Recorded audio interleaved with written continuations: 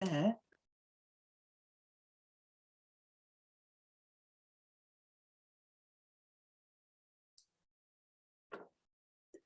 Good evening, everyone. I hope you can hear me clearly. Would you just like to wave if you can hear me okay? Awesome, thank you. My name is Sarah Elliott, and I'm here to help Brett this evening. I'm going to be answering your questions as we go through the evening. And at the end of the session, there will also be a question and answers with Brett. So if you have any questions that you'd like to ask him about any herbal medicine topic, then he'd be very happy to help you. It's a bit of an unusual time here in New Zealand. For those of you that are coming in from overseas, you probably don't know, but we've just it's just been announced that New Zealand's going into a level 4 lockdown. So we're very grateful for those of you in New Zealand who are taking time out this evening to share this time with Brett. So let's get straight into it. So I'm going to do a little bit of an introduction about Brett and a little bit about his background, so you get a flavour for where he comes from. He's originally from Taranaki. I was born in Waitara and is currently living in the wonderful Bay of Plenty. And his passion for natural health started many, many moons ago. And I know that he's going to talk a little bit about how he got into natural medicine during the session. He's been involved in medical herbalism now for almost 25 years, actually. And he's had a wide range of both retail stores, a nutraceutical factory, and developed his own herbal products. And most recently, he's done his book, Cleansed and Cured. And he's got his second book, which is about to go to be published, about to be printed, which will be coming out early next year. And perhaps you aren't aware, but he is the president of the New Zealand Association of Medical Herbalists. So he was voted into that position a couple of months ago and is very much leading the way in terms of setting a vision for herbalism in New Zealand. So without further ado, I'll also say he's a jolly good guy because I'm married to him.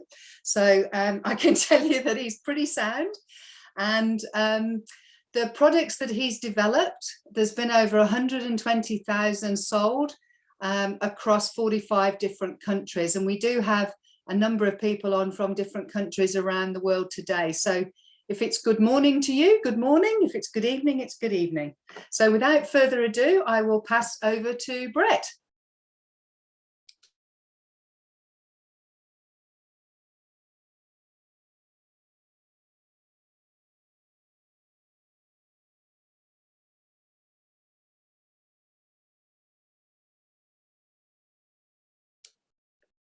How's that, Brett? Oh, okay. Can you hear me now? Yeah. All right, Sarah, you have to allow me to talk. Hi guys, how are you? And thank you for coming along. It's like Sarah said, it's a bit tricky for a lot of us tonight with things changing around the place with lockdown and so on. I'm going to go through this fairly quickly. We've got quite a bit of information to cover in a short space of time, so forgive me if it's high speed and lots of information, but it is available afterwards, so you will be able to see this on the website afterwards, and we'll give you links to all the information, and you can see the research and all that sort of thing later on if you wanted to. So let's get into it.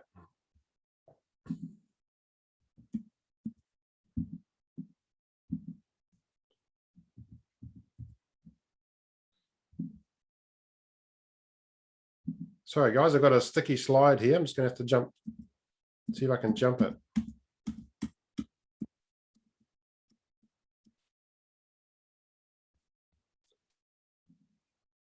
All right, sorry about that. So this is an interesting quote. This is from the Bible in Ezekiel. God spoke of the trees and he said, and the fruit thereof shall be for meat and the leaf thereof for medicine. And so that's talking about the leaves of the trees being medicine. So this is a really, really old quote. And it's one of the things that sparked me off in the very beginning was the fact that herbal medicine has been around as long as mankind. In fact, they say 60,000 years we've been using herbal medicine since Paleolithic times, which is really quite fascinating. And it's the father of modern medicine. So when we talk about traditional medicine, we're really talking about herbal medicine. And these days, well, we have what we call modern mainstream or allopathic medicine, which has really been around a very, very short time, a couple of 100 years when you compare it to 60,000 years of herbal medicine. And a lot of the pharmaceuticals have come from herbs originally. In fact, most of them did originally.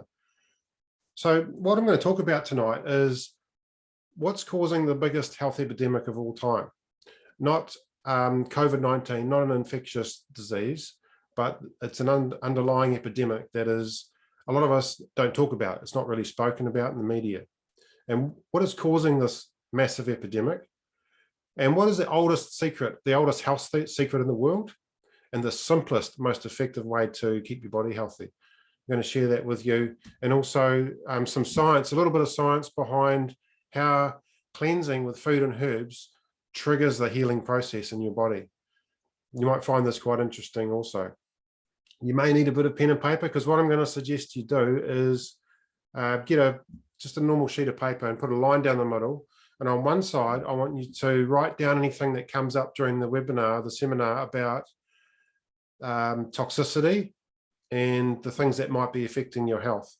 So you might find a couple of things that you haven't thought of pop up during this seminar that you should write down. And on the other side of the paper, on the right hand side, I want you to write down anything that you think you can do about it. In other words, an action that you can take. All right. So on one side it's toxins, on the other side are the actions. And I think you'll come up with a few by the end of tonight. And also at the end of the seminar, we're going to give away one of the programs. And that'll be whoever wins that draw will be able to choose the program of their choice. So we'll get to that towards the end. And also, if you've got a mobile phone, you might want to scan one of these codes. We're giving away a free mobile app, which has got access to all of the information tonight, all of the videos, articles, recipes, and hundreds of resources that relate to this topic. I will pop this up again later on. So if you don't have your phone handy or you don't get it right now, it'll come up towards the end of tonight as well. So just letting you know that that's there. So who finds the health system confusing? Navigating our health can be quite confusing. And we know we've got access to doctors, and we've also got access to, a lot of us use Google to look for health information. And then there's also word of mouth, so Facebook, social media, and that sort of thing. And it can become very confusing who's actually telling the truth, what you can believe. And I know recently with COVID-19, you might have had this experience. There's a lot of different views. You know, people are, there's a bit of controversy who to believe and who not to believe. And I think that's a good example of the misinformation that's out there. And I'm not saying one way or the other about that one, but let's just say that that's a good example of how confusing it can be. And I see a lot of clients that come in after they've been through the mainstream system and have fallen out the other end in a worse condition than they began. And often that's because of just the way that that system deals with people.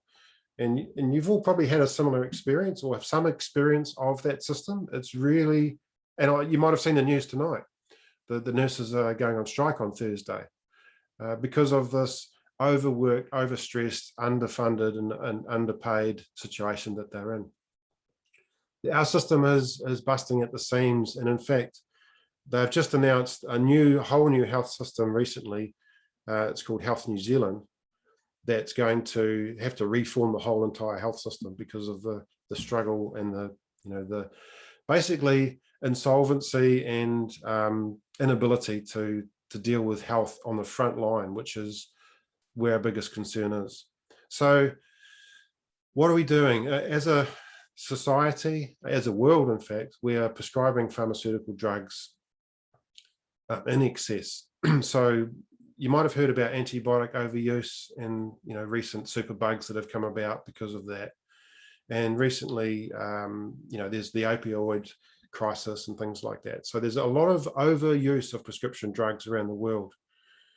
And that's part of the problem, which I'll come back to later.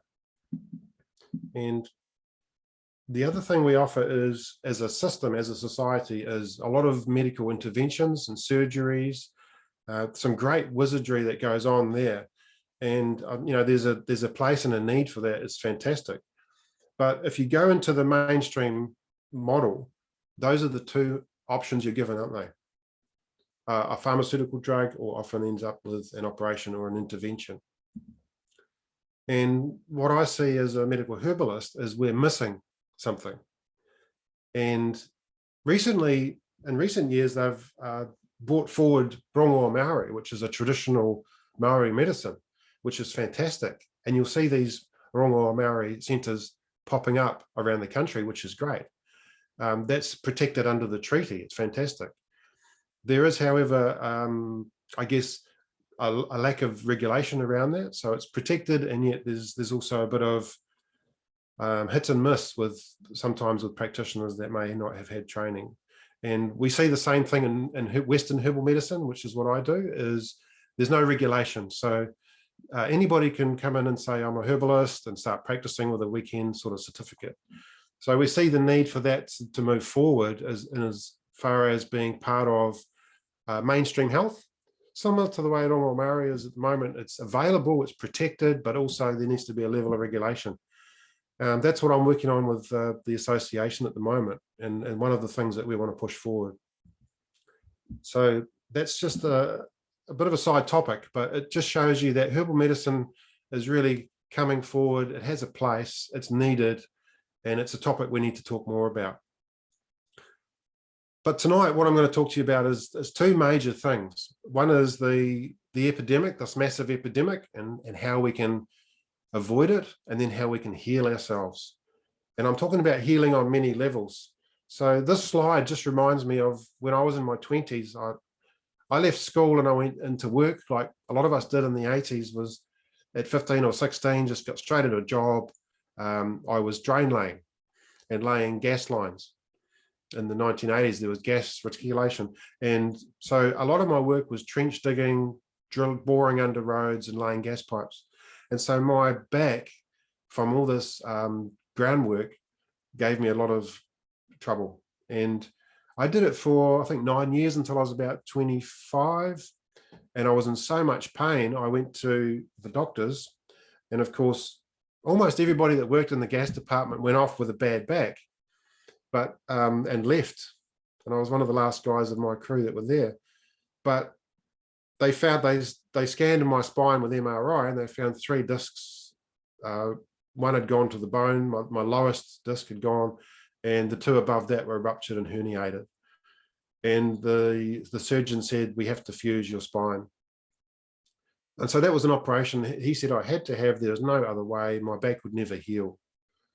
And I left that day quite disheartened that there were no other options.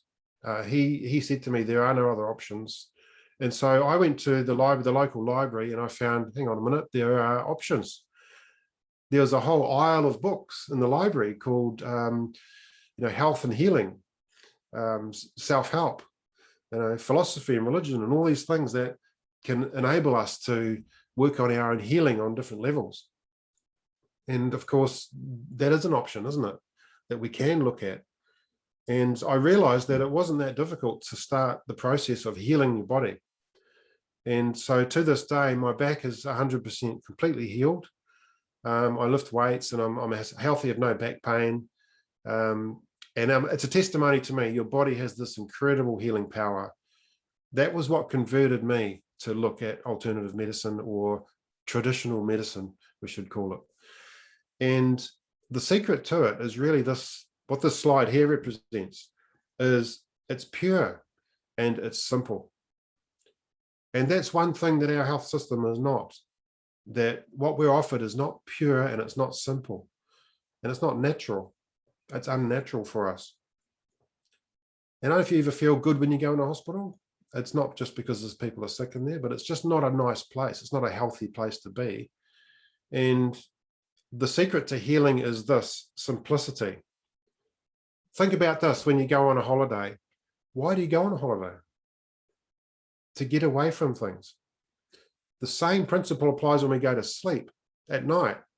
Why do we need to sleep? We need to sleep so we can shut down our system and recover. So we can only recover our energy when we shut everything down, when we simplify our process to almost nothing. It's the same reason we need a weekend. It's exactly the same.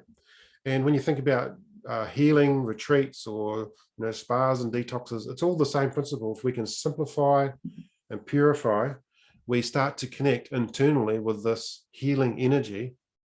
I call it healing energy because we have deep inside us all, we have an energy that's at our very core of our being, whether you call it spiritual or universal or light. It's connected with our eternal selves, and in there we have this power to heal. And in fact, that's what causes us to grow in the first place, right from our DNA in the very beginning. And that's what we're going to talk about a little bit more, about how we trigger the healing process and activate our DNA, and how purifying and simplifying actually activates that. And there's a bit of science to back it up. Better shut down my email. Yeah, and that picture there represents that healing energy. And the DNA itself is intrinsically connected with this energy. So you can say that, your DNA is what you inherit from your parents, and yet you know that you've got a brother or a sister or other family members that are completely different to you, completely different beings altogether. So that DNA code is actually something more deeper than that, something that we bring with us. And it's activated by this process. And there's been a lot of studies around called epigenetics, which is where, and you'll see this here, where the environmental influences, including drugs, including even things like other people, the mental emotional state that we're in, the environment, toxicity, and so on, regulates our genes. So our genes can actually be switched on and off by the environmental influences. And then we've got our inherent genetics that we inherit. But they do say that it's more like 80-20, that it's more environment than inherited genetics. So we'll come back to that because it's a really interesting subject. So the epidemic, what is this big health epidemic? The biggest one in history, and it's not COVID-19, and it's not an infectious disease at all, despite the picture I'm trying to throw you off. But it's something more systemic and more insidious. In other words, it's sneaking around in our own homes, our own families, and it's affecting a huge percentage of the population. And this picture kind of points towards it. So this is a symptom, actually. The symptom of this epidemic is our leading causes of death. So you might not think of cancer as being the #1 cause of death, but when you look at the next two on the list, heart disease and stroke, you'll see that those two are up to over 14 million, which is higher than cancer. So heart disease, stroke and heart disease are both cardiovascular disease, is the biggest killer on the planet. And you'll see coming down under that is lung diseases. So this one here, COPD, that's on the rise. That's chronic obstructive lung disease. And then you've got respiratory tract and lung cancers. When you total these lung diseases up, they're also up here with cancer. So you've got heart disease, cancer, and lung disease, the three biggest killers. The infectious diseases, third world diseases, are lower. And this is from the World Health Organization. So those causes of death have an underlying pattern. And that pattern is connected with cancer, heart disease, and lung disease. It's called metabolic syndrome. And 1/4 of the world's adults are suffering with this. And in fact, in countries like New Zealand, the US, UK, Europe, it's much higher than a quarter. So we have, this is a worldwide statistic. Of course, we have to account for large numbers of the world's population that are not living in the kind of society where we have abundant food and sedentary lifestyles like we do. So the pattern of metabolic disease is, it's a disease of our metabolism, which is indicated by these symptoms: cholesterol raised blood pressure, blood sugar, and obesity around the middle. And if we have two of these, we're already in the classification of having metabolic disease. So you don't have to have all four. Often people do have all four, and usually one will follow the other. And sometimes they'll be even a decade apart, but they start to stack on top of one another. The shocking fact with this is that it's affecting our children more and more. So this increase of 10% between 2012 and 2017, given another 4 years to where we are today, it's going to be over 40%. And you've probably seen this on the news in New Zealand. It's 40% obesity rate, 40% pre-diabetes, which is the part of that pattern as well. And it's largely down to pretty simple causes, really, which most of us will be aware of. And we'll list these causes in a minute. So metabolic syndrome is also called metabolic disease, is affecting huge numbers of our population, up to 40%. And that is directly connected with heart disease, cancer, and lung diseases. So the three biggest killers. So you can see the pattern, you see the connection. It's pretty clear. And the other interesting fact is the most common issues we suffer from that we are prescribed drugs for have what's called an unknown cause. And I'll come back to that a bit later on too. In other words, we get prescribed drugs that cover up symptoms, but don't actually do anything about the cause of the problem or why that problem occurred in the first place. So it's masking, it's in effect a cover-up of the actual disease rather than treating the disease, if that makes sense. So, but the fascinating thing is this unknown cause. Why in this day and age do these very, very common problems have an unknown cause? Autoimmune diseases, especially, more and more autoimmune diseases occurring in our population, unknown cause. So we need an explanation. If we don't get an explanation for this, then mainstream medicine is missing something. And one of the main reasons I do this talk, and also I've written the book about, is that detoxing and cleansing, such a simple thing, is scoffed at and said by the mainstream scientific community, it's a complete waste of time and there's no evidence for it. And yet they also have no evidence against it. In other words, mainstream medicine is making statements that they have no evidence for, which is very unscientific, don't you think? It's an interesting question, that we can be told what we do, or what we've done for thousands of years, in fact, is a complete waste of time, and yet they have no evidence for that. So I thought that was interesting too. So in summary, I'm just going to repeat quickly what we talked about: the leading cause of death, cancer, heart disease, and respiratory diseases.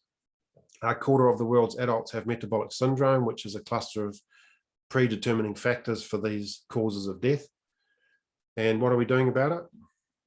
We're prescribing billions of prescriptions. And these prescriptions are not necessarily treating the cause of the problem at all. And yes, we're living longer, but we're living sicker as well. So we're living sicker for longer, which is not really ideal. You know, I'd rather, if I was going to die of a disease, I'd rather get it over with. I guess it's a catch-22. If we can't heal, then we just want to stay alive. And we know that these prescription drugs don't always keep us alive, because lots of people die from their prescriptions, and this is not really talked about. So see the number there, 328,000 die annually in the US and Europe. This is approaching the COVID-19 death rates. This is every single year from drugs prescribed correctly by the doctor. So in other words, the medical system that which we trust is killing people with prescriptions up to the rates of COVID-19. And I think this is also a shocking fact that we don't get told. In fact, there's probably a lot worse than that, because a lot of these cases won't be reported, that people that die in hospitals, and the reporting of these incidents is not always clear. I won't go into the conspiracy around that, but there's there's pharmaceutical interests at heart a lot of the time. And if you died from just another point this always reminds me of, if you died from a herbal medicine or a supplement, it is immediately withdrawn.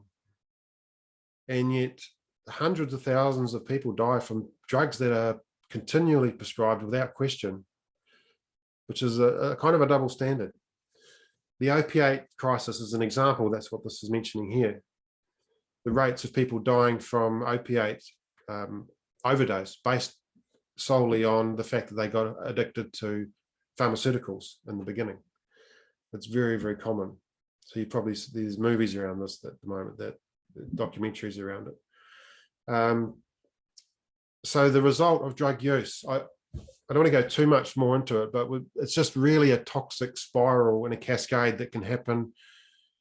People get one drug, then there's a side effect that leads to another drug, and that sort of spirals over the decades into a pile of pharmaceutical medicines which are poison to the body, not solving the disease in the first place, and it's not a solution. This is not a long-term solution to health at all. And the ambulance at the bottom of the cliff is an example of where it ends up. So natural medicine, on the other hand, it's often mocked because the effect is not as powerful. And I liken pharmaceuticals to cracking an egg with a sledgehammer. Sometimes it's far too powerful and toxic to the body and can damage. We know, for example, Panadol, the simplest pharmaceutical, can cause liver failure.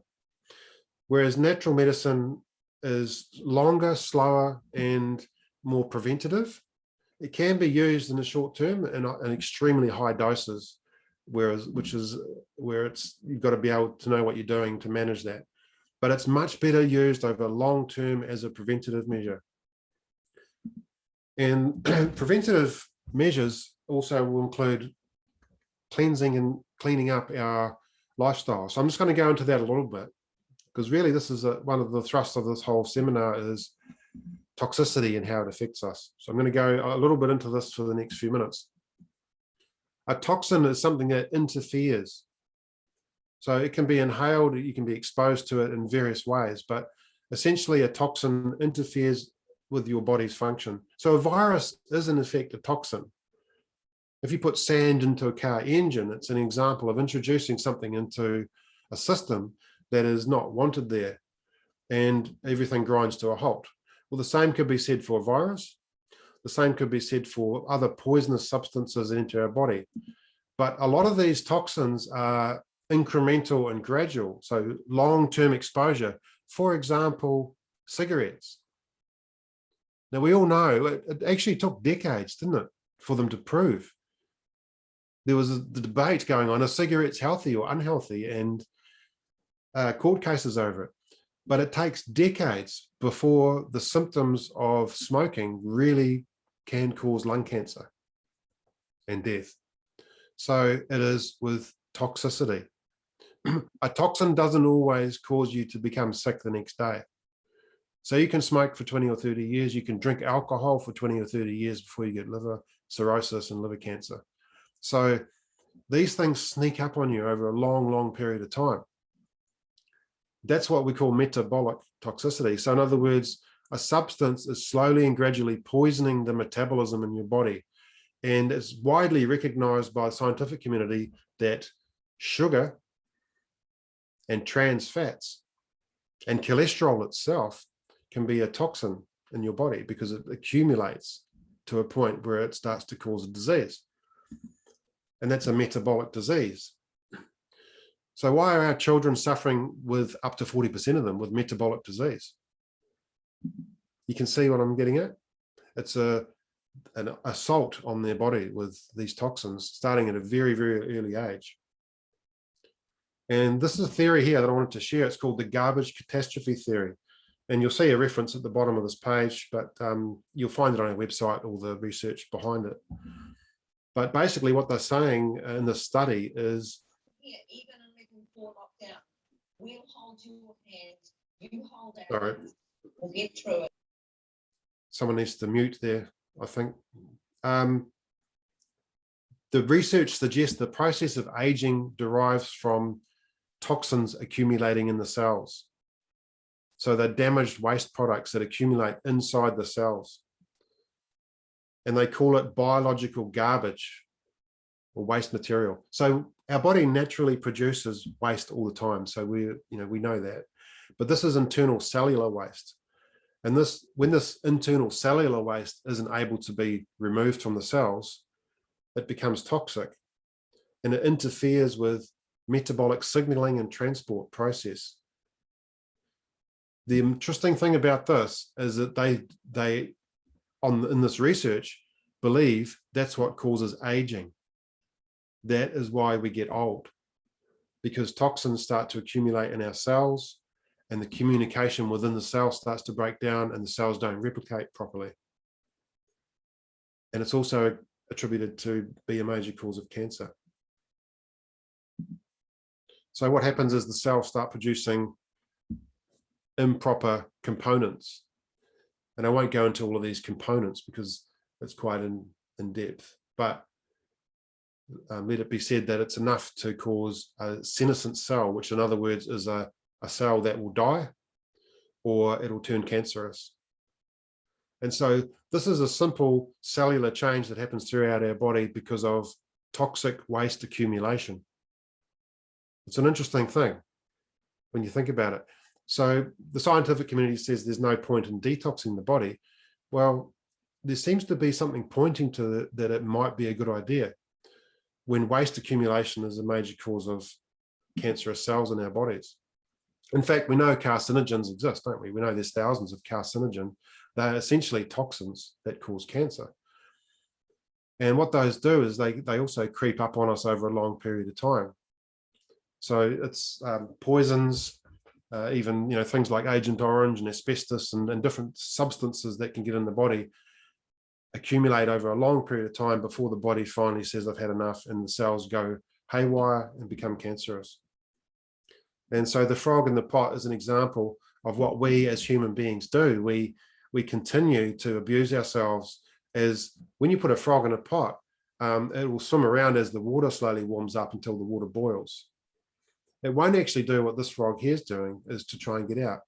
Now, I didn't do this experiment myself, so this is just a photo I found online. I don't recommend trying it yourself at home because obviously it's not a good idea to harm animals in this process. But the idea, you understand, is that human beings will essentially swim around in water that's rising in temperature until it boils. And internally in our body, that's what's going on. It is slowly creeping up on us. And so the four major categories are food, drugs, environmental toxins, and also stress, which is very toxic to us. So that's our situations, our emotional and mental situations. So the food, this is the first interesting thing, goes into our body. In the beginning, we have an umbilical cord where the nutrients enter, and this canal, this is our alimentary canal, our digestive tract. When we grow up, we start to, when we're born, we start to ingest orally. So it comes down through our stomach and through our intestine in that direction. But all these other organs, the liver and the pancreas, are connected as part of that digestive system. And so when you think about the assault that goes on to that system over a period of decades, I always say to people, if you think about the amount of chickens you've eaten, or the amount of fish and chips, or canned drinks, and you pile them up over a lifetime, how much has to go through that system? It's incredible.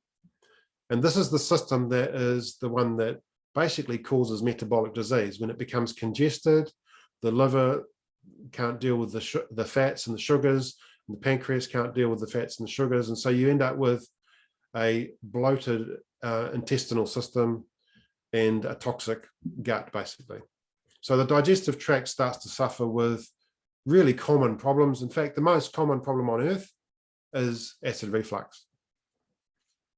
And the most popular prescription drug on the planet, if you look at the charts, the #1 prescription drug on the planet is an antacid, or antacids as a category. So we're not digesting our food. It's a very simple equation to make. As a species, we're not digesting our food. Interesting fact, the scientific text says causes unknown. Inflammatory bowel disease, causes unknown. Inflammatory bowel disease, they don't know what's causing it. But, I scratch my head really sometimes. Bowel cancer, also cause unknown, although they have connected it with red meat consumption in particular.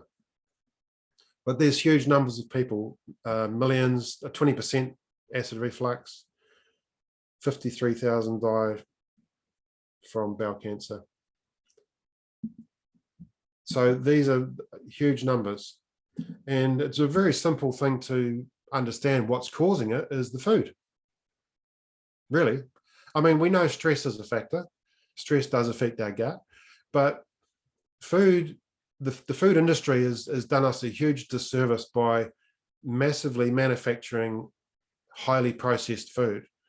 And they did a recent survey in New Zealand, and guess what the number was, percentage-wise, of what they call ultra-processed junk food in our supermarket chains. 95%. In other words, 95% of what's in our supermarket in its entirety is ultra-processed junk food. And I'll come back to that because there's some interesting study on that as well.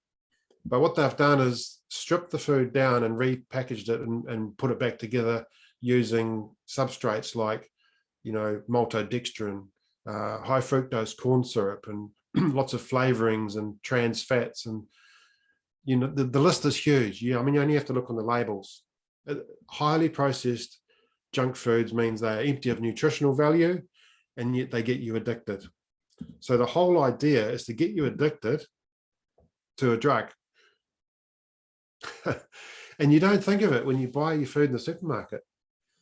That the whole idea of these packaging and the food products and the serving sizes is to get you addicted to the food, because that's the whole business they're in.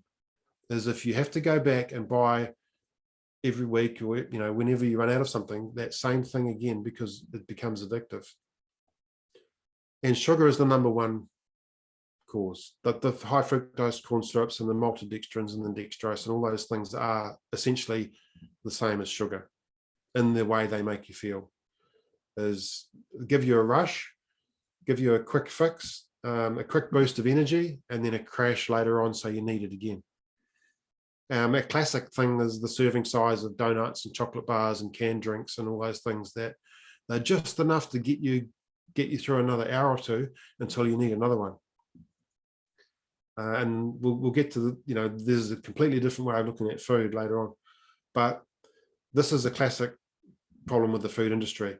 And the food is processed and it's dangerous. It's a disease-causing food. And this is an interesting study from Harvard, that they studied 45,000 adults over the age of 45 for 9 years, and they found a direct connection between early death from all causes and ultra-processed food. In other words, this is something that really shocks me, is 95% of the food we sell our public is ultra-processed junk food, and it's directly connected with early death from all causes, and especially cancer and cardiovascular disease, the two biggest killers. And this includes bread, breakfast cereal, noodles, processed meats, chips, and sugary drinks. So can you see that the direct connection with our food? And then you've got to add on to that the toxins that are potentially on our residues on the produce as well, so the fruits and vegetables as well. We spray pesticides and Roundup on our crops. Even in New Zealand, we spray Roundup on our crops before harvest. MPI's website says it's not recommended, but it's allowed to take place. It's a convenience thing for harvesting.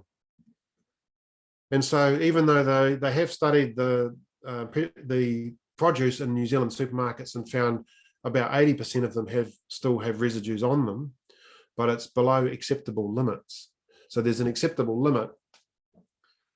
The question is, it's not known what happens when you combine multiple substances that are potentially toxic or carcinogenic in a cocktail. So in other words, when we consume these processed foods with this produce, with these compounds on them, how do we know what the outcome is there? It's not really known at all. So I'm sorry, but the first half of this presentation is a little bit doom and gloom. It's the bad news, if you like. And the good news is afterwards. It's always good to end on the good news. Bowel cancer. So we know we have in New Zealand, and it's around the world, bowel cancer is escalating. It's a big problem. In New Zealand, we have the second highest rate in the world, and we consume a lot of red meat. Red meat is pushed in New Zealand like it's a healthy food. And in fact, it's strongly connected and linked with bowel cancer rates. So I mean, you can look at that, but that's been on the news here several times in New Zealand, particularly processed meats, bacon, ham, sausages, salami, things like that. But all red meat is highly inflammatory to the body, highly acidic, and highly inflammatory to the bowel.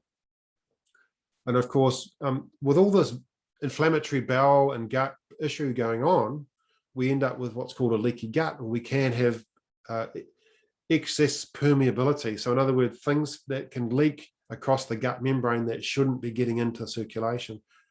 So they're partially digested proteins. And this has been connected with these autoimmune diseases. So just one of the factors, but these list of autoimmune diseases that have an unknown cause, it's starting to become evident that perhaps what we're ingesting, these substances that get into our body through the gut, can trigger autoimmune diseases. But there are literally, sorry, I'm just skipping forward, the liver is the next part of that system. So everything you digest has to go through your gut wall, and then the blood from that gut wall goes into a massive vein into the bottom of your liver. I don't know if I can show you there. So that that blue vein that goes into the bottom of your liver, that's hepatic vein. All the blood vessels from your gut go into the liver through that vein. So in other words, everything you eat and digest has to go through the liver, with the exception of fats, which go into your lymphatic system. But every nutrient, basically, other than that, goes through your liver. And so again, we've got massive problems with our livers as a society. Fatty liver disease is on the rise. More and more people having high levels of triglycerides and cholesterol and fatty liver issues. And these days, the doctors will say that that's a major problem. We have to do something about it and prescribe medication or pharmaceuticals. Hepatitis, we suspect that there's a percentage, I think it's 2 or 3% of us may have undiagnosed hepatitis, and also chronic liver disease due to drinking. So the reason I mention this is because of the skepticism around detoxing. Oh, your liver does that, you know, that's the common answer people will say. Why are you doing a detox? You've got a liver, your liver does, or your kidneys will do that. Well, the fact is that our detox systems include our gut, our liver, our lungs, very systems that are suffering with diseases that have an unknown cause. So when you connect the dots, it makes sense. And I should also mention, I did earlier on, that all pharmaceutical drugs are poison to the liver, and all pharmaceutical drugs are poison to the kidneys as well. Panadol is a simple medication, but it's poisonous to the liver. It causes liver damage and liver failure in a high dose. And that's why you only have 2 every 4 hours. But with children, you've got to be very careful. You'd never give a Panadol to a cat. If your cat ever says to you, I've got a headache, which it probably won't, but don't ever give Panadol to a cat, because it will die. Basically, that's how poisonous Panadol is. 1 Panadol will kill a cat. So cats are very sensitive livers. So I'm just sort of stacking a few things up to give a rationale for why this ancient practice of cleansing is so effective. So the other system that's the detox system is the kidneys, and the kidneys are largely responsible for removing acids from your body, along with a lot of minor electrolytes and other substances, but mostly acid. So the acid that we get in our diet comes from protein, largely protein. So if meat, cheese, nuts, eggs, beans, all those heavy protein foods are the acid load that we put into our body. And the fresh fruits and vegetables, which are very high in potassium, are the alkaline foods. In a nutshell, that's the simplest way to look at it. And when you have too many acid foods, your body starts to attempt to alkalize, because the kidneys can only deal with so much acid. And as you get older, as you get into your 30s, 40s, and 50s and onwards, the kidney function, the ability of your kidneys to process the acid reduces steadily over time. And so you start to get more aches and pains, more inflammation, kidney stones, gout, arthritis, that sort of thing.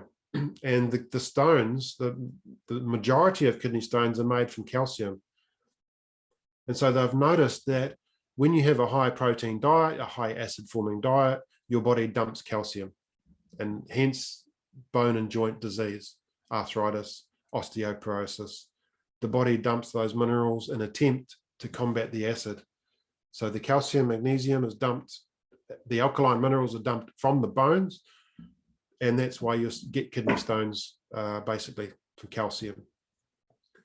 So the link there is a high acid diet is toxic to the body. That's a high protein diet. And so meat, cheese, eggs, nuts, too many of these things over a long period of time is toxic.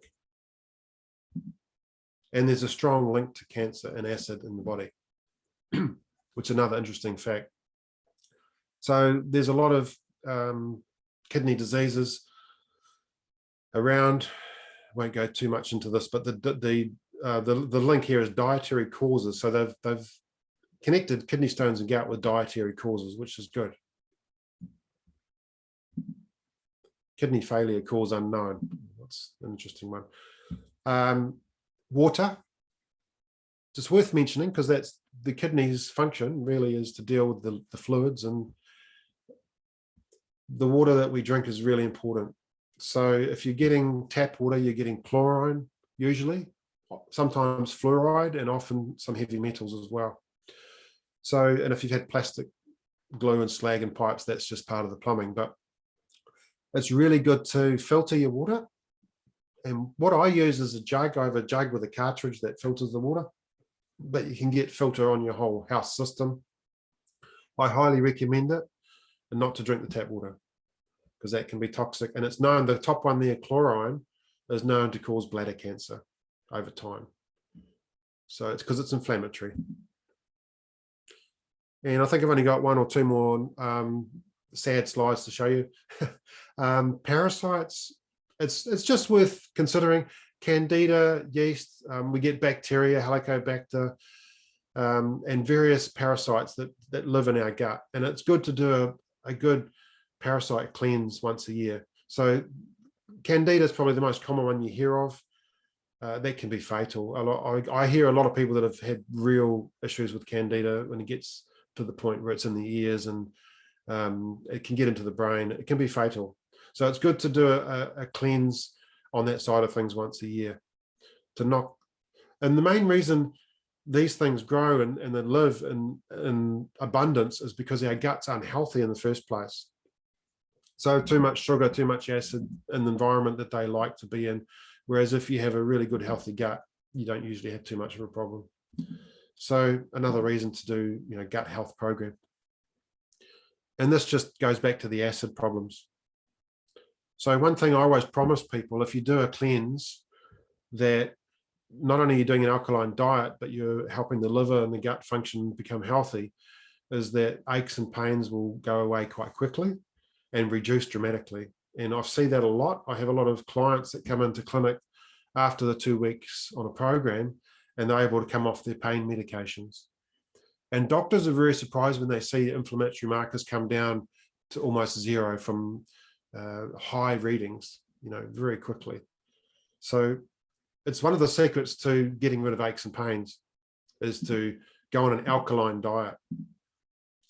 And so just the last thing about acid is the link with cancer. So when you go on an alkaline diet, which is a lot of fruit and vegetables, you reduce the risk of cancer in your body. And there's two main reasons for that. One is that cancer loves acid.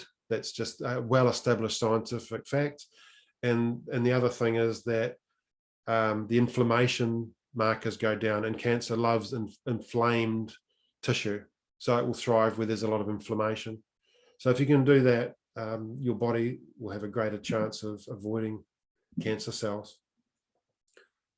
So this is the food. Basically, we've talked about the food, the things you put in your body and what that can cause. And so part of the program is to resolve the food issue. So a lot of these symptoms will go away. And we don't guarantee cures or anything, but we guarantee results. In other words, you'll get improvement. You'll feel like you're on the right track. You might get a remission of a condition, but we do guarantee you'll be satisfied with the outcome. And so the last little category is the external environmental toxins. Lungs basically deal with most of those. So the lung diseases, asthma, COPD, and pneumonia, they're quite prevalent. And you probably know a lot of people. This year, there's been a lot of, obviously there's COVID around, which affects the lungs, but there's another thing called RSV, and there's also airborne candida, which is rife in hospitals. And they've found there's a strong link with the candida in the air and the fatalities that are happening in ICUs with COVID. So it's an important factor, is to look after your lung health. It's a big thing. And the RSV is a respiratory virus that is around at the moment in a major way. And that'll have you coughing and sneezing and carrying on when you don't feel like you've got a cold, just continually for no reason. It's like a hay fever, but it's you get a lot of congestion with it as well. So just look out for that one. Last category, I think we might have maybe one more slide on this category, is household items. So this includes the things you spray in the air and that you use for cleaning, but also the things you put on your body. So these are carcinogens. We don't often think of it that way, but it's really good to go clean if you can with your household cleaners. So what I use is white vinegar. Just spray that. It's fantastic. You can mix it 50-50 with water, and it's as good as any cleaner that you can buy. It's amazing. Just plain old white vinegar, and a bit of lemon juice sometimes helps. But literally your white wheel will just go white. It's amazing. And the other thing is what you put on your body. So your cosmetics, your deodorants, your shampoos, look at the list of chemicals on them. These are known endocrine disruptors. In other words, they cause hormonal cancer. And it's been well established. Roll-on deodorants connected with breast cancer. The list goes on when you look at your cosmetic products. So I say just use aloe vera gel on your skin, use coconut oil, use very, very simple, very natural things, and you avoid that list of possibilities. So I know I asked you to make a list. You probably, if you have written a couple of things down, I hope, on your list, because sometimes we just go about our lives and forget these things are potentially accumulating toxins. The last one, you can't do a lot about, really. In fact, you could move house or go into the country, the best thing you can do. But also getting into the bush, going into the trees, the forest, that's been known to improve health. So the more often you do that, you can get that really clean air. Is important.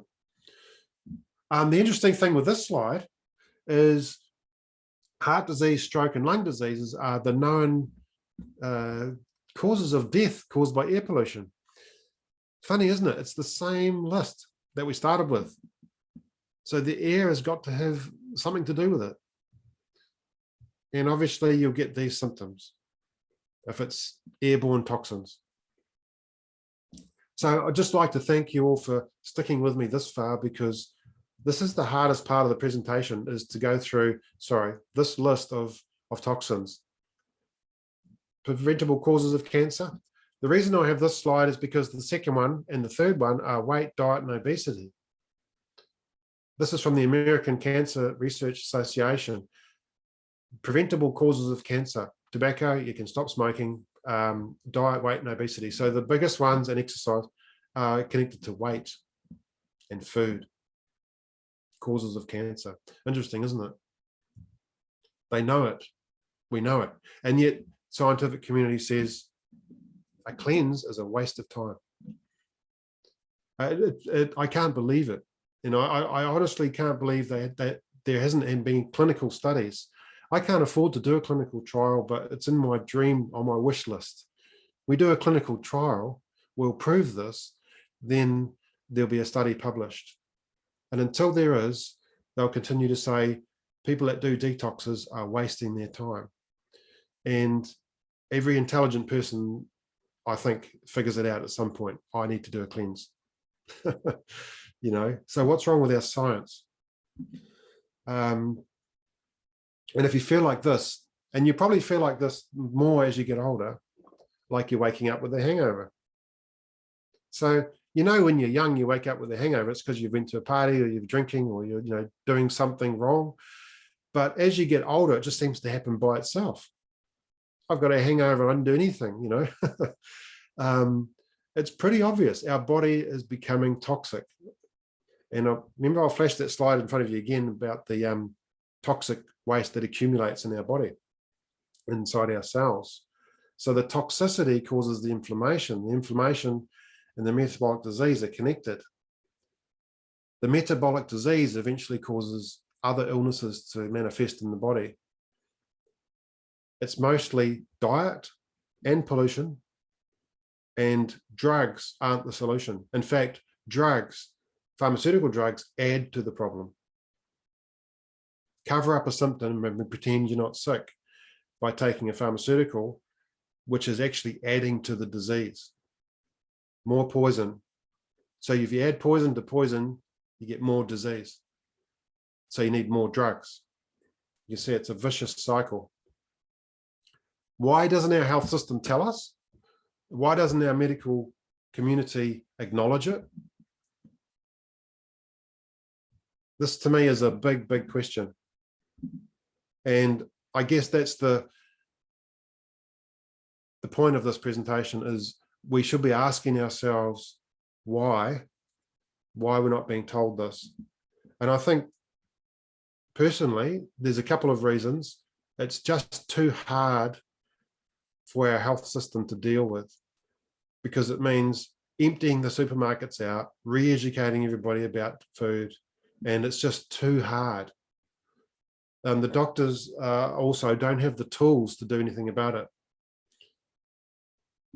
So I just wanted to spend the last part of this time with you to share something positive, because that's what this is all about, is really about healing and how we can trigger the healing process. And I want to share with you a little bit about how that works. So we spoke about in the beginning, simplicity. Simplicity is the key to it all. Simplicity is the key to triggering healing in our body.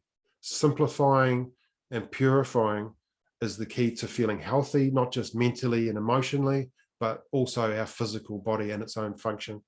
And we know in modern medicine, we call it homeostasis. In other words, a perfect state of balance in the body. But in traditional medicine, it's also called balance and harmony. So you've got the yin yang in Chinese medicine. You've got the 5 elements. You've got in Ayurvedic medicine, the constitutions and the balance between the environment and the internal and external environment. All medicines of all ages agree with the same thing. Harmony and balance is the key to health. And this is a picture that I put together because it's how I see things. And I think if you look around, you'll see different versions of the same thing, is that we have these levels and layers to ourselves, body, mind, and spirit. And they kind of look like this. So the spirit is at our center or at our core, and it radiates, and it uses our DNA as a communication device. Our mind is on the external of that, and our emotions are external to that, and our physical body is on the outer. And eventually all energy is released as heat. So a healthy person has a lot of metabolic energy and they release a lot of heat. That's the end product of our energy, is that heat. So a person with a good energy flow or a healthy metabolism releases that energy. And so what we tend to do is, when we struggle with things from the world around us, we tend to protect ourselves by burying our emotions, by stuffing our physical body. So you've all probably had that experience when you feel stressed or you're going through a tough time, you eat the wrong things, you know. People turn to drugs or alcohol and they start to go for the wrong things, because what it does is it blocks the flow of energy in the body in such a way that the emotions are buried. So it's emotional eating. Eventually that bottles up mentally on us as well. And that's when we can have an internal kind of meltdown. It's a good image to look at and understand. The healing comes from the inside out. And so that energy internally is what I call healing energy. And it's, it can be kind of connected spiritually, I guess, but it's our internal healing power. And what it does is it gets trapped within a complex structure. So this is a diagram that I've done. It's a cross section of the human energy field, very simplistic, but it symbolizes complexity. So as we go through life, we have more of these things. We have attitudes, defense mechanisms, our ego and beliefs and opinions, and it all develops into a structure. And as that structure gets more and more complicated, our energy gets more and more trapped within it. Whereas, and there's some feelings we might have down here: heavy, cold, sad, tired, painful, and stressed. We can all relate to this, I think. And yet, this is how simplicity looks. So this is liberated energy. It's pure and simple. The information that is at our core reaches all parts of the body. So it reaches the cells in our body through our DNA. And we feel light, warm, happy, energetic, and comfortable. So when you feel connected, when your energy is flowing, this is how you feel. It's kind of, inherent. I think we all recognize that. And this is an important part of this energy flow as well, is the downward flow. So the downward flow is to ground. So it's also important when you're cleansing or when you're doing any kind of healing, is to ground yourself. And I think that's something they've discovered. I know in Japan, they've done studies with people go walking in the trees, they heal a lot faster. Being stuck in a hospital or in a hospital bed is not healthy. Some hospitals have gardens for that reason as well. We know that connecting with the ground and with nature, it releases our energy. It helps us to heal. So the point of this is that there's a downward flow. So by cleansing our physical body, which is this part in here, we are encouraging the downward flow of healing energy as well, which is also really important, which could explain another reason why detoxing seems to be so effective at triggering healing. And some people have an experience when they do a cleanse. I highly recommend it, is going out for walks, going to the beach and meditating, having more sleep, having long baths and showers, doing all those things that really simplify you and help that energy to flow downwards through your body. And you may experience some kind of upliftment and some energy connection. A lot of people have what they call a spiritual experience. So it's a really great when that happens, because ultimately that's part of the healing process. I just wanted to remind you about the genetics that we talked about earlier. There's a mechanism there that's been discovered within the chromosomes. So the chromosomes are inside our cells, and we have pairs of chromosomes that contain different parts of DNA. And so on the end of these chromosomes, there's little things here, I don't know if you can see my arrow, but those little things are called telomeres, and they're actually the antennae, if you like, on the DNA. So they're part of the DNA strand, they're the ends, and they cap the DNA. So they're called they're called non-coding DNA. So they're not part of the DNA code, but they are the antennae and receptor on the end of our DNA, which indicate to the body that this DNA is intact.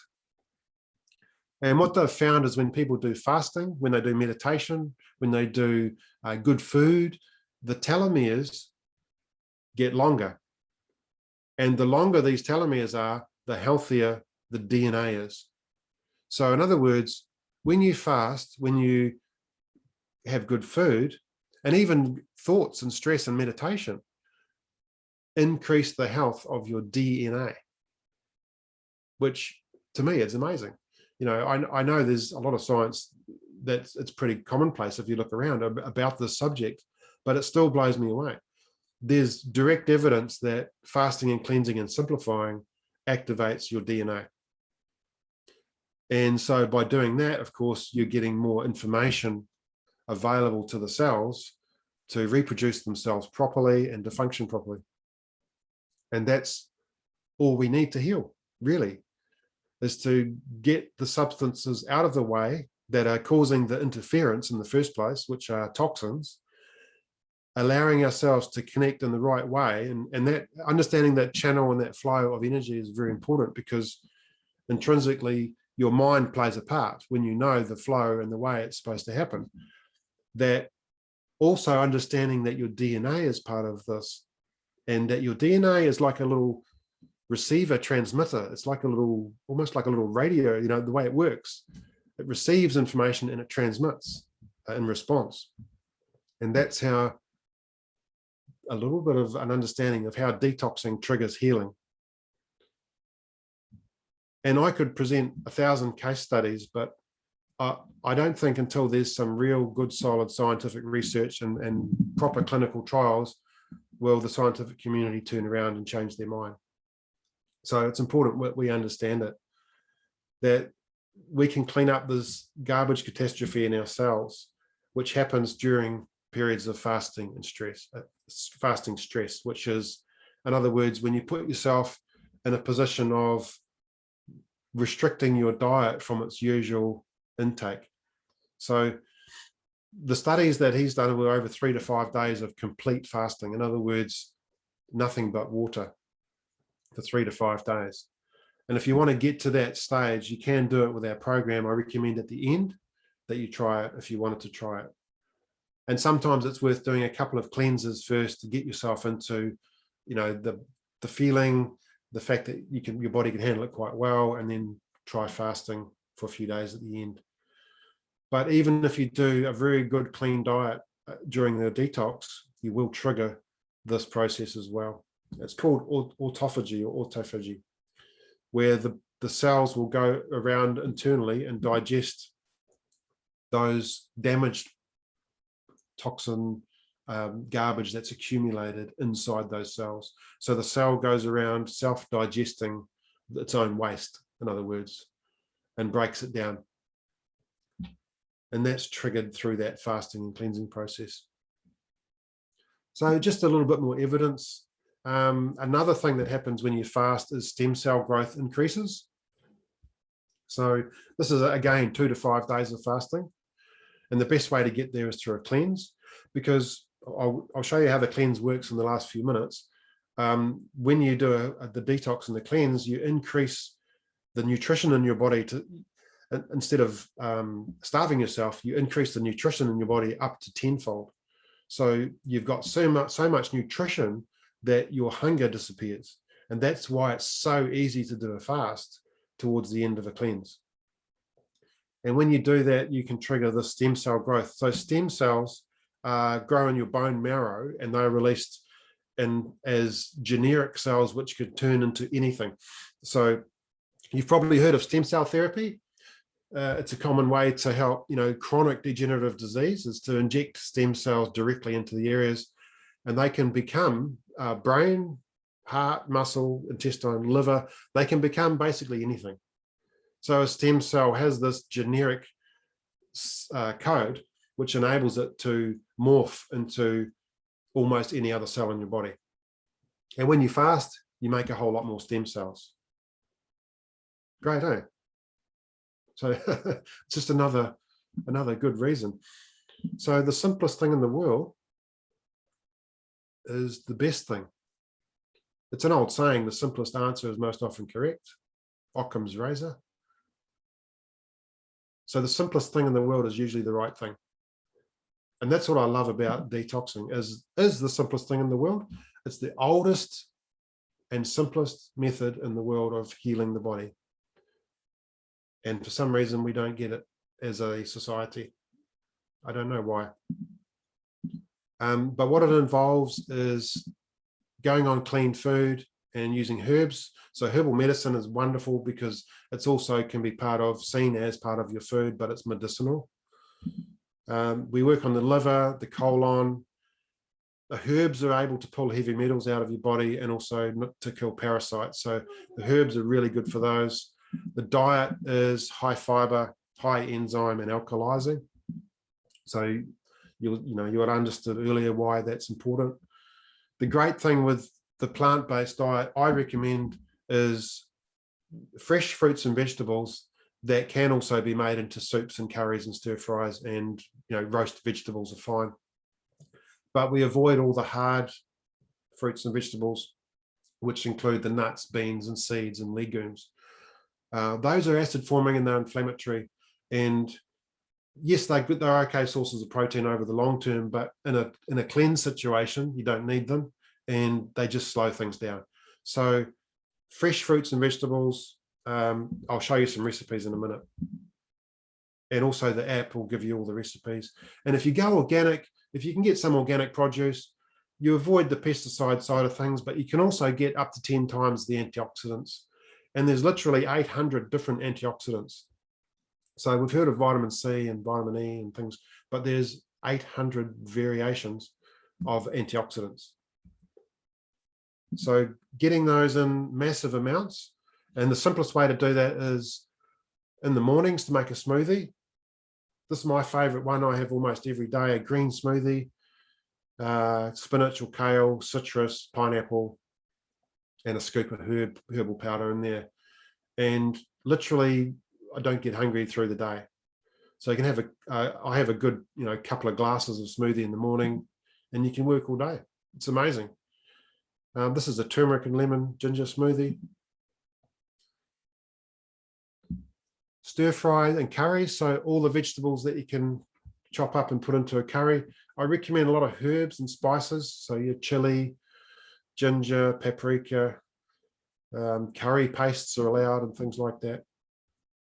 All your green herbs, mixed herbs. So the seeds, you can get away with the cumin and caraway, but we don't recommend pumpkin or sunflower seeds, the larger, heavier seeds, too much at all when you're cleansing. And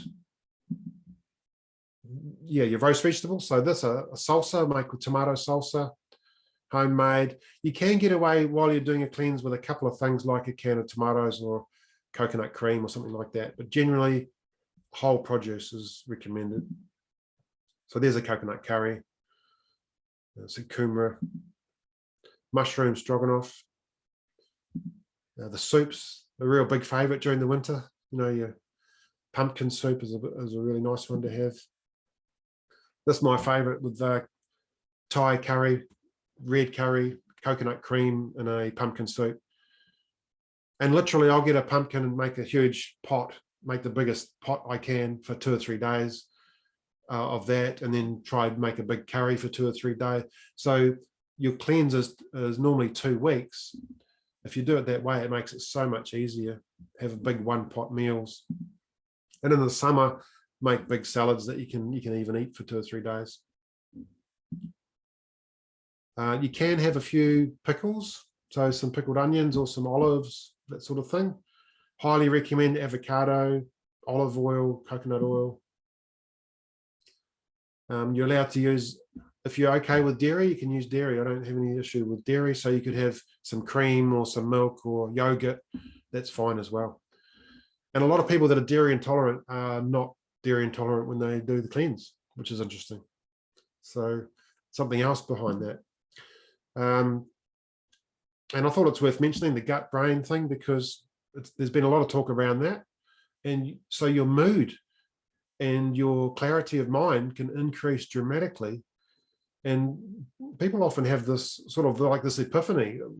Now I know why I was unhappy. You know, it's the gut that's unhappy. It's not mental at all. It's the gut, because the gut holds 95% of your serotonin, the feel-good hormone. So when your gut's happy, you're happy. It's amazing, eh? So the herbs, I just thought I'd go through these quickly, is we've only got about 10 minutes left. I've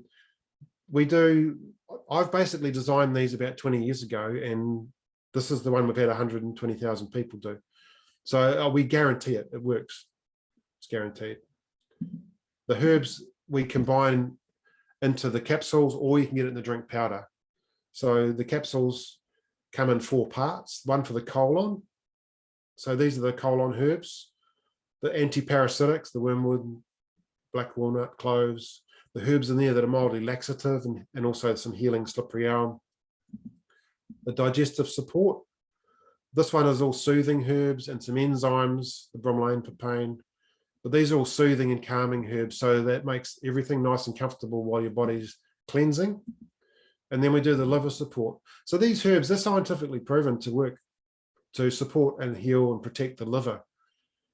And there's a couple in there that do heavy metal pulling, which is chlorella and cilantro. They get the lead, mercury, and arsenic out of your body, or they help to pull it out.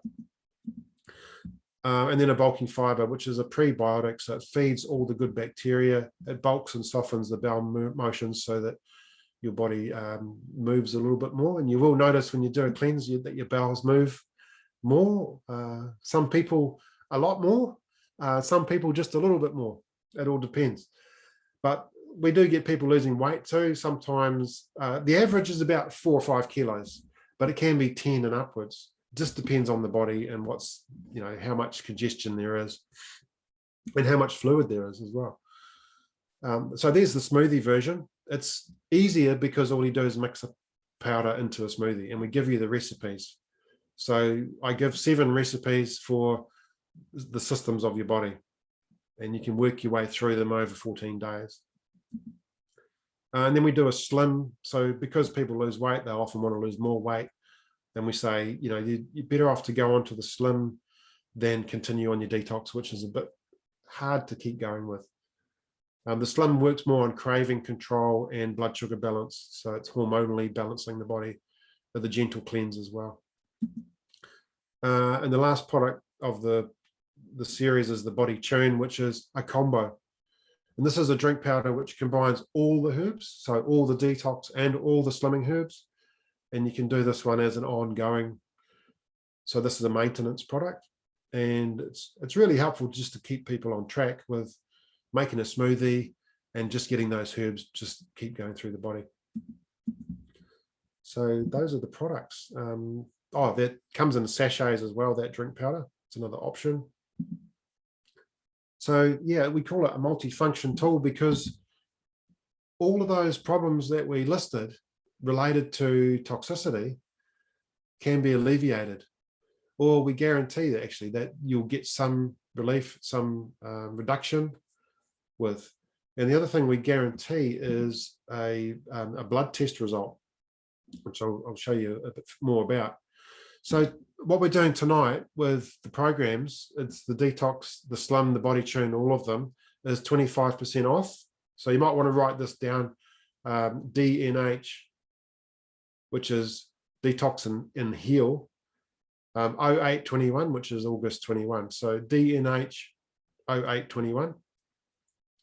That's a 25% coupon that works on our website, and it'll work on any of the individual products.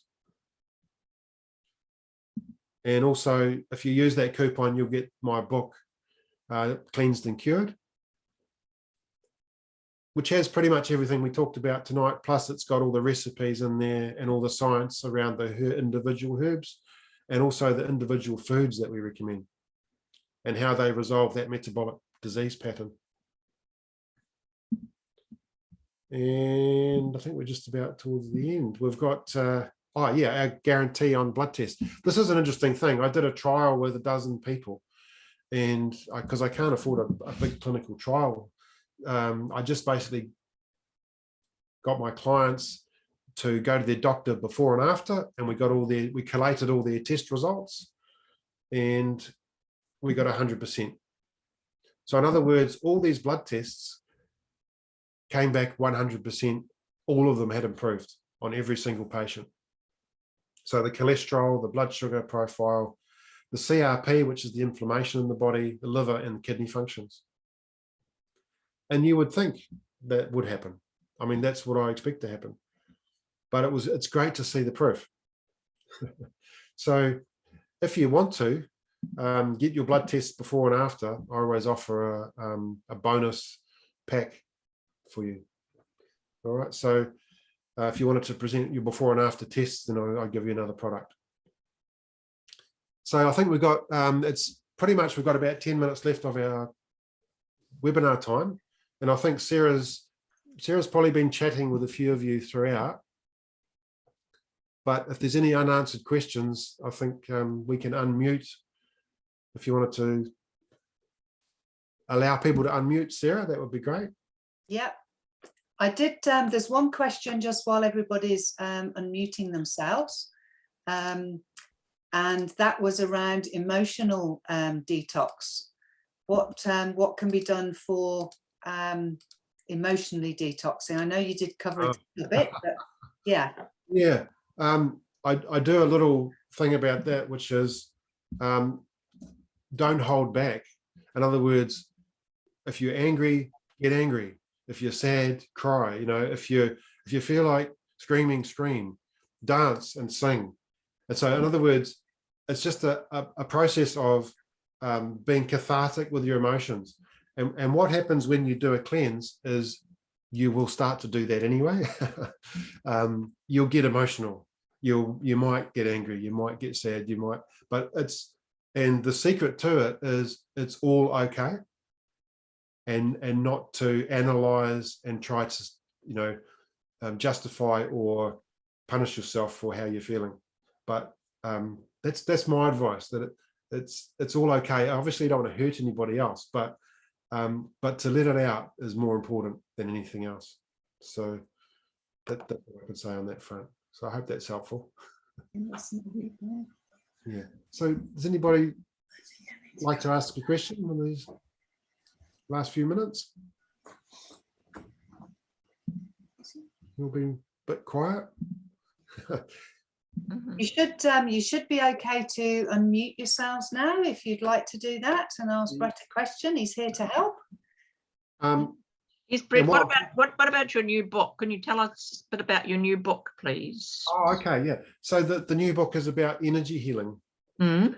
Yeah. So when I first started investigating the health side of things in my 20s, I found this section in the library about self-healing, and I studied a little bit. I read a whole bunch of books, and of course I started to have experiences which I never thought I would have. Like I started to feel things and see things, and actually I had, I guess, out of body experiences and visions and different things that I couldn't understand. I actually went to a psychologist and I was asking, is this normal? Does this sort of thing happen to people? And he said, yeah, that's normal. You're okay. But I realized that I was experiencing energy in a way that that could be helpful, and from what I was reading. So since then, I've been doing this herbal medicine and energy healing side by side. And I've developed my own technique. And that technique is what the book is about. It's called Unconditional energy healing. Mhm. And so what I've tried to do is simplify and explain how you can heal yourself with energy and understand how you can tap into that energy and how you can use it. So that's another subject for another webinar at some stage. But it really goes in nicely with the herbal cleansing side of things when you combine it. And you will find that information on our website too. If you look up under our resources, you'll find the energy healing series of videos and things there. Yeah. Great. Do we have any other questions? Would anybody else? I have secretly done the draw, so for the winner, but are there any other questions that anybody would like to ask? Oh, that's great. There was one question in the square about blood pressure, and I didn't quite read it all. Oh yes. Can detoxing improve blood pressure, and is there any effects with medication that people might be taking? That was it. Yeah, only warfarin. Warfarin is the only medication we say that be very careful with. Yeah, I don't think they use it a lot these days, but otherwise it's perfectly fine with medications. And usually after you've done a cleanse, your blood pressure will come down and you may be able to reduce your medication, especially if you stay on a bit of the food or do your best with the food after the program. So it is great for blood pressure. Okay, thank you. Yeah. So We've had there's a question just about recipes actually, and it's worth there's a question about eliminating yogurt, as the person can't take yogurt. So just a little bit of advice: if you go to the website and to the resources section, just hover your cursor over the resources section and it will bring up the recipes. And then once you've got to the recipes, you can actually select how you want them. So there's lots of different options. If you chose the 14-day detox, it brings up lots of breakfasts, different breakfast options. So that's the best way to find, you know, those opportunities. yeah, There's all sorts of things. There's gosh, I'm just having a look here now. There's obviously lots of different types of smoothies. There is what else have we got? Oh gosh, I'm getting looking at these. Oh, by the way, with your phone, if you just hover your camera over the QR code, it should pop up automatically the link. So that'll help you with the app. And by the way, I should also mention that coupon code, we're going to keep it open till Friday. So you've got a couple of days to use it. It's, and then we'll shut that one down. But just so you know, it's open till then. We've got a question, Brett, with regard to body cleanse, which is the drink version of the capsule detox. Yes, yeah. Somebody's asking if it can be taken daily. Can be taken daily.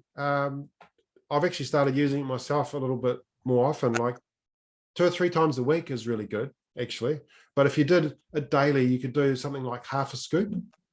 I wouldn't do much more than that because it's quite powerful. It does really get you going. But yeah, it can be done like that. The body tune is probably a bit more of an energy drink than the cleanse. The cleanse is more for regularity. But you could switch between the two. Yeah. And lots of people use body tune on ongoing because they like the whole energy feeling from it. But some people, they use it as maintenance in between their detoxes, don't they?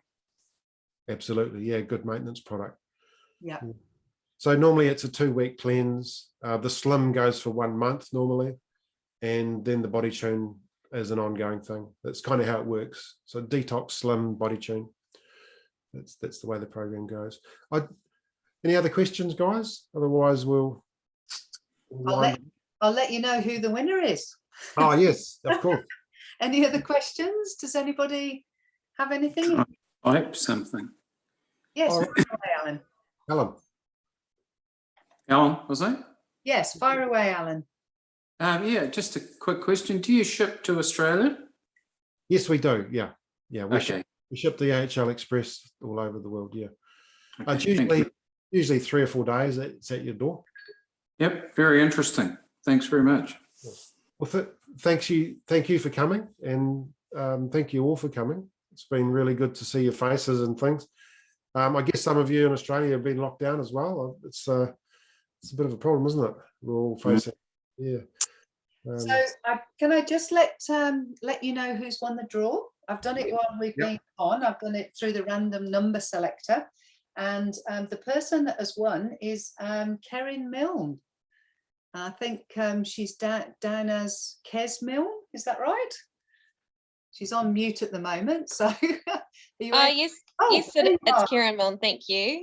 Great, yes. Well, you've won. So, if you'd like to just hang around at the end, we'll just get your delivery details so that we can get you. Well, you can also choose your program, your product, and we'll get that off to you tomorrow. Yeah. Awesome. Thank you. Great. All right. Awesome. Well, thank you guys for coming, and I just wanted to leave you with this closing thought that your body has this incredible healing power within, and don't underestimate the possibilities with it. I think the only limits are the limits we put on ourselves, and really it's a journey, you know, it's a step-by-step journey that we're on, and I believe that the best way to do it is incrementally in small steps. Don't bite off more than you can chew. So if you look at one thing you can improve on your list, maybe one thing you can eliminate on the bad list, and one thing that you can improve on the good list, on the good side, and do that each year, then 10 years from now you'll be happier, healthier, stronger person than you are today.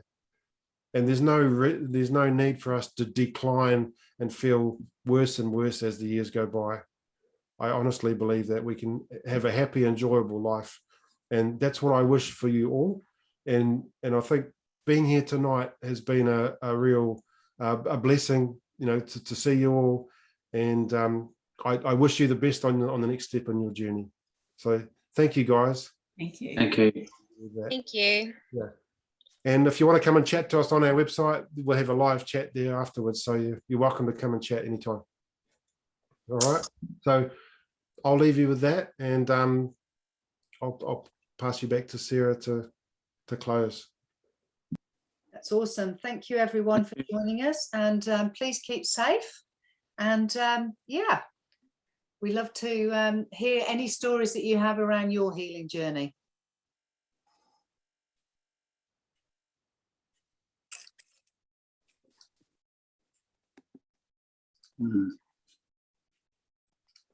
So we just need to catch you. Is it Karen or Karen? Karen. Karen, great. So we do have your email address, and we've also got your phone number. So we just need to get your delivery address. So cool. I wonder if you might be able to just pop it in the live chat. And Sure. I've just given you a direct message, so I'm hoping that you can just pop it in there and we can get it off to you tomorrow. Awesome. Thank you for that. Which program would you like to receive? The herbal detox, is that what it's called? Detox, yeah, the one with the capsules, or would you prefer the drink? What would be easiest for you? Ooh, let's go the drink. The drink. Okay, that's awesome. Cool. That's called Body Cleanse. So we will get that off to you tomorrow, and we'll send you the tracking details. So if you just pop your full delivery address and hopefully your postcode as well in the private message there, and we'll all be good. I tried saying the private message, but I can just send it directly. Oh, there it is. Okay. Yeah, just pop it on there. Awesome. Cool. And did anybody else have any questions while we're... Oh, that's brilliant. That's awesome. We will get that sorted for you. Thank you. Awesome. Thank you. You are welcome. I'm just going to write it down so that I don't know what happens when I close the the webinar, whether it disappears. So I'll get it right. Here we go.